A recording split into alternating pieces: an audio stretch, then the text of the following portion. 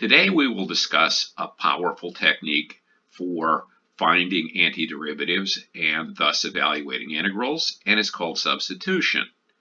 So we'll start with the following object, the indefinite integral of cosine x squared times 2x dx. Now if you look at that, that looks very much like a chain rule. We recognize that cosine x squared plus 2x is the derivative of sine of x squared as a chain rule, right? Derivative of sine is cosine, so we get cosine x squared times the derivative of x squared, which is 2x, which of course means that the indefinite integral of cosine x squared 2x is sine x squared plus c. Now, there is a way to make this and other such antiderivatives easier to find, and the idea is the following. Sine of x squared is a composition of functions, and remember that's the answer here. Sine of x squared is sine of u, where u equals x squared. So let's let u equal x squared. We see that du dx is 2x, so du is 2x dx. And now let's look at this integral, and you can see that cosine x squared times 2x dx could be written as cosine u, which is x squared, du, which is 2x dx. And now if you just find the antiderivative of cosine of u as a function of u, you get the sine of u plus c. Remembering that u is x squared, we get the sine of x squared plus c, which is the correct answer. And this idea works in general. So if you've got an indefinite integral that looks like f prime of g of x times g prime of x, which is the derivative of f of g of x, what we do is we make the substitution u equals g of x. Then du dx will be g prime of x, so du will be g prime of x dx, which is right there. So what we do is g of x is u, g prime of x dx is du, and this integral becomes that integral. And now the integral of a derivative is just the function, so we get f of u plus c. And we remember that u is g of x, so we get f of g of x plus c, which is the same answer we got up here. This method is called substitution, and it's a powerful technique for finding antiderivatives and evaluating integrals. So we'll do some examples to illustrate. So let's consider first this integral, x times the square root of x squared plus 1 dx.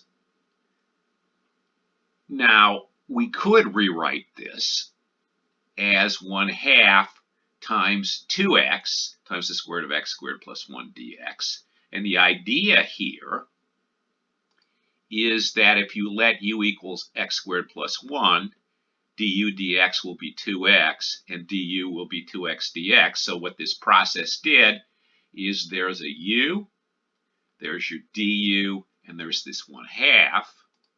So substitution gives us 1/2 square root of u, which is x squared plus 1, and the 2x dx is du.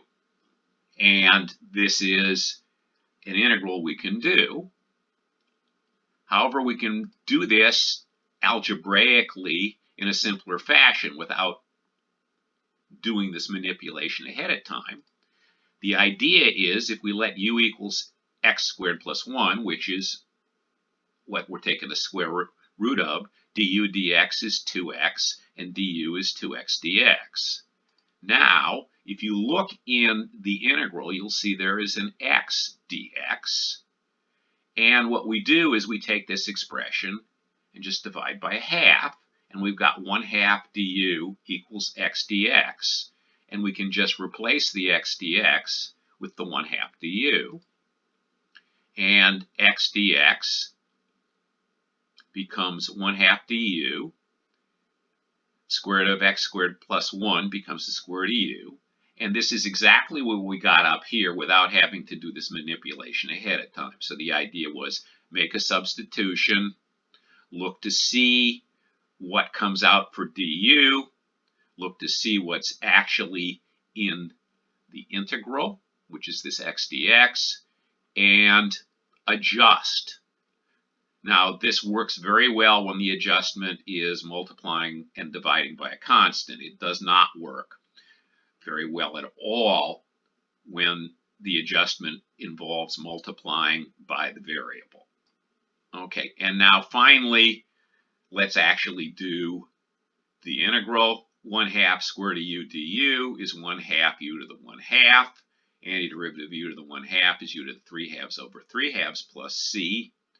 Okay, and we simplify. This is 2/3 times 1/2, or 1/3 u to the 3/2 plus c.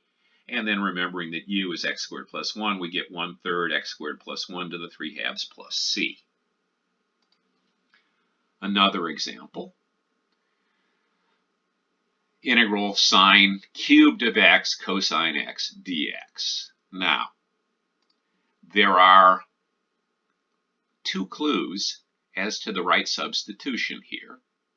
The first clue is that sine cubed of x is the sine of x cubed, and it's a composition of functions, and sine x looks like the inside function.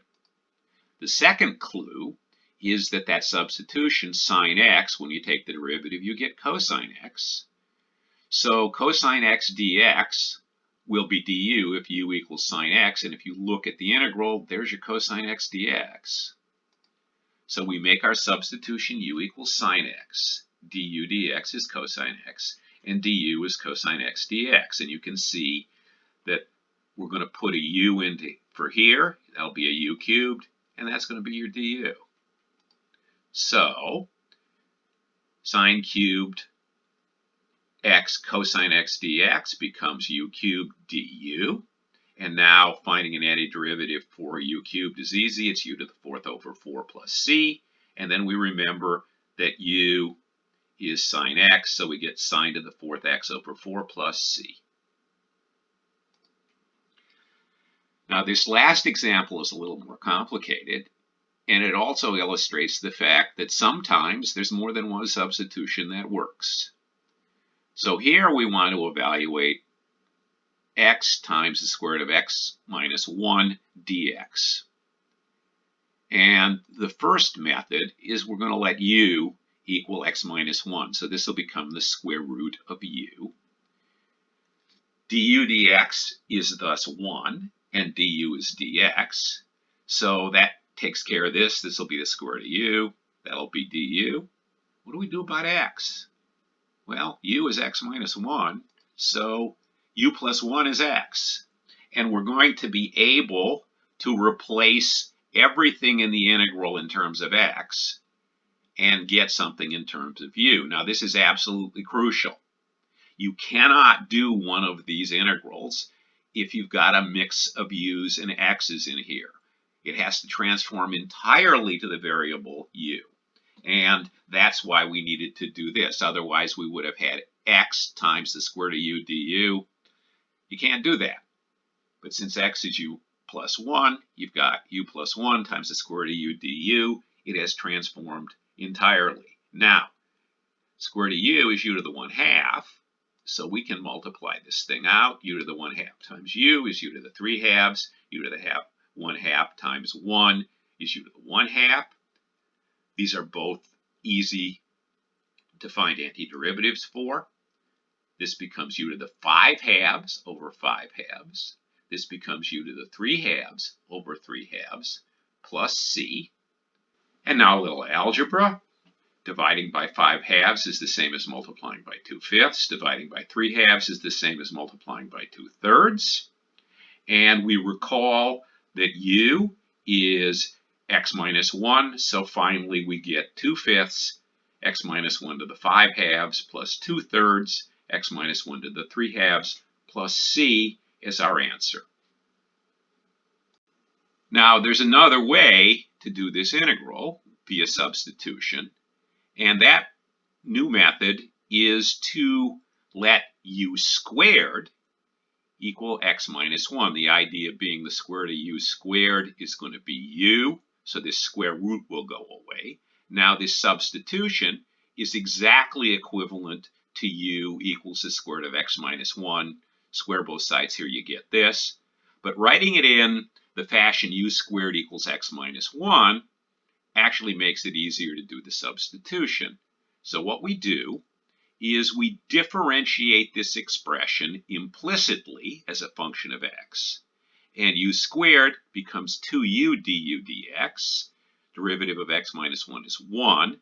And now if you multiply through by dx, you got 2u du equals dx, which means this dx is going to get replaced by 2u du. X minus 1 is going to get replaced by u squared. And the final question is, what are we going to do about x? And the answer is, if u squared is x minus 1, then u squared plus 1 is x. And we can replace everything in here in terms of u. And x becomes u squared plus 1. Square root of x minus 1 becomes the square root of u squared. And dx becomes 2u du. Now the square root of u squared is u. And when you multiply everything out, you've got u squared times u times 2u, which is 2u to the fourth. And you've got u times 2u times 1, which is 2u squared. And this is actually pretty easy to find an antiderivative for. Antiderivative of u to the fourth is u to the fifth over 5. So we get this 2/5 here.